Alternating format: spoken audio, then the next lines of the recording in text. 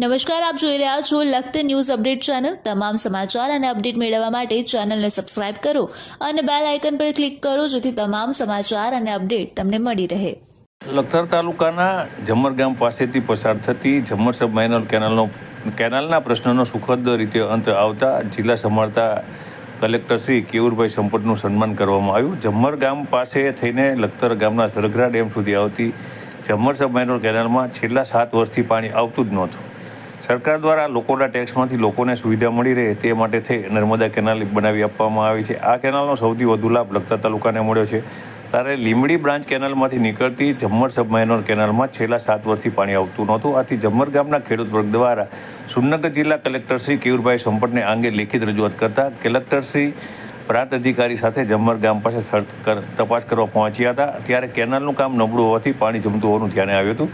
આથી તેમના દ્વારા અંગત રસ લઈ ઝમર ગામના ખેડૂતોના હિતમાં જાંગડાસર મેરડીમાના મંદિરથી ઝમર ગામ સુધી કેનાલનું યોગ્ય રિસર્ફેસિંગ કરવા સૂચના આપી હતી। આથી નર્મદા વિભાગ દ્વારા ઝમર સબ માઇનર કેનાલ રિસર્ફેસિંગ કરવા માટે થઈને નક્કી કરાયું હતું। આ માટે કલેક્ટર શ્રી દ્વારા અંગત રસ લઈ ગ્રાન્ટ પાસ કરાવી હતી।